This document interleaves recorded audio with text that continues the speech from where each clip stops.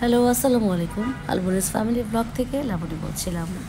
তো প্রতিদিনের রান্নাতে যেহেতু আজকেও একটা মানে তরকারি রান্না নিয়ে এসেছি, ডাঁটা দিয়ে রুই মাছ রান্না করব। চমৎকার একটা রান্না, সত্যি কথা খাবারটা চমৎকার লেগেছে।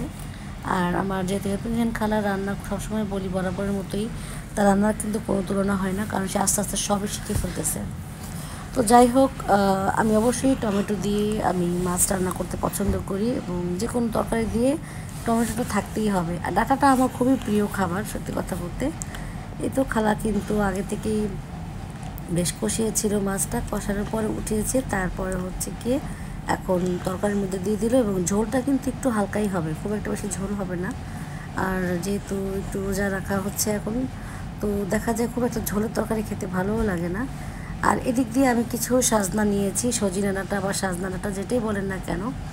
বেশ ভালো ছিল ডাঁটাগুলো, ফ্রেশ ছিল, কিন্তু কাটতে একটু দেরি হয়ে গেছে। 1 কেজির মতোই প্রায় কিনেছি।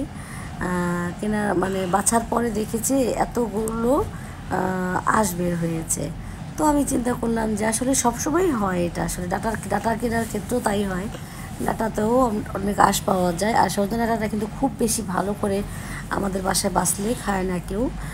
একটু হালকা আঁশ আঁশ থাকবে, যেন ডাল দিয়ে রান্না করলে বা অন্য কিছু দিয়ে রান্না করলে সেটা ভালো করা যায়, ফল পাওয়া যায় আর কি। তো যাই হোক, তো এটা হচ্ছে গিয়ে আমি সরিষা দিয়ে রান্না করব। সরিষা এবং পেঁয়াজ, কাঁচামরিচ, ধনেপাতা এবং রসুন ভালো করে বেটে সরিষার সাথে আগে একটা পেস্ট করে নিতে হবে। আর এখন পেঁয়াজ বাটা দিয়ে আমি আলাদা করে একটু সুন্দর করে একটু কষাবো। একটু কষানোর জন্য ভালো মতোই লবণ, পানি টানি দিয়ে একটু কষাতে হবে। তারপরে কিন্তু আমাকে দিতে হবে ওই যে যে বাটাবাটি করলো খালা, মানে সরিষার যে পেস্ট ছিল সেই পেস্টটা কিন্তু পরবর্তীতে দিব, কারণ বেশি আগে দিয়ে দিলে কিন্তু তিতা হয়ে যাবে। বারে বলছি আপনাদেরকে, সরিষার কোনো কিছু রান্না করলে কখনোই খুব বেশি কষাবেন না, এবং খুব বেশি কষানোর মধ্যে দিবেন না, কারণ এতে কিন্তু তিতাটা বেশি হয়ে যায়। আর যদিও আমি সাদা এবং হলুদটা মিলিয়ে, সরি কালো এবং হলুদটা মিলিয়ে আমি আজকে রান্নাটা করব, মানে সরিষাটা কালো আর হলুদ মিলিয়ে খালা বেটেছে দেখলাম। এবং এটা খুব ভালো করে কষানোর পরে কিন্তু এই যে আমি এখন সেই পেঁয়াজটা দিয়ে দিব। আমি কিন্তু বলেছি আমার যেহেতু পেঁয়াজটা ভালো করে কষানো হয়ে গেছে, এটা আমি 1-1.5 মিনিটের মতো কষাবো।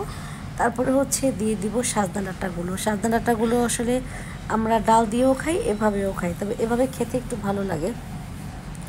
মোটামুটি আমার হাজব্যান্ড খুব পছন্দ করে এই খাবারটা। আমি জানি না আসলে কার কেমন লাগে, তবে আমাদের বাসায় কিন্তু এটা মোটামুটি খায়। তারপরে দিয়ে দিলাম সাদা ডাঁটাগুলো। দেওয়ার পরে আস্তে আস্তে এখন অল্প পানি দিয়ে কিন্তু আমি কষাবো, খুব বেশি সিদ্ধ করবো না। বেশি সিদ্ধ করলে কিন্তু ডাঁটা খেতে মজা লাগবে না, যেহেতু একটু আঁশ জাতীয়, এটা একটু কামড় দিয়েই খেতে হয়, মানে চাবিয়ে খেতে হয়, নাহলে আসলে আসল মজাটা পাওয়া যাবে না, যায় না আসলে। তো যাই হোক, আমি যে একটু কষালাম, কষানোর পরে কিন্তু আমি একটু পানি দিব। পানি দেওয়ার পরে এখন হালকা একটু মানে মাখা মাখা থাকবে, তারপর আমি নামিয়ে ফেলবো। এখানে একটু অন্ধকার ছিল, আমার ভিডিওটা করার সময় খুব একটা মানে আলো ছিল না, কারণ বিদ্যুৎ চলে গিয়েছিল। আমার রান্নাঘরের 3টা লাইট, তার মধ্যে হচ্ছে তখন একটা লাইট জ্বলছিল। দ্যাটস ওয়াই আমার রান্নাঘরের যে ওখানে আলোটা কম পড়েছিল। তো যাই হোক, রান্না মোটামুটি কমপ্লিট হয়ে যাচ্ছে, কারণ এটা যেহেতু হয়ে গেছে তার মানে হয়ে গেছে। আর রোজা রাখার পরে কিন্তু আসলে খুব একটা তেমন কিছু খাওয়া হয় না, হালকা পাতলা কিছু খেতেই ভালো লাগে। আর এদিক দিয়ে ছোটো ছেলেটা একটু মোরগ পোলাও খাবে, আর একটু গরুর মাংস যেহেতু আছে, গরুর মাংসটা সহ আলাদা করে আমি গরুর মাংসটা গরম করে রেখেছি। আর মোরগ পোলাওটাও কিন্তু রান্না করা হয়েছিল, আমি একটু জাস্ট একটু দেখাচ্ছিলাম নেড়ে চেড়ে, একটু হালকা মশলা দেওয়া হয়েছিল। আর এই তো ইফতারির আইটেমে আমার জন্য একটু বুট করা হয়েছে, যদিও খুব একটা পছন্দ করি না, তারপরও খেতে হয়েছে।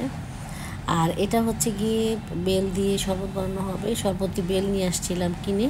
তো একটা একটু টক পড়েছিল, এটা খুব ভালো পড়েছিল অবশ্য, যেটা দেখেই বোঝা যাচ্ছিল। শরবতটাও ভালো হয়েছিল। আজকে এই পর্যন্ত, সবাই ভালো থাকবেন, আল্লাহ।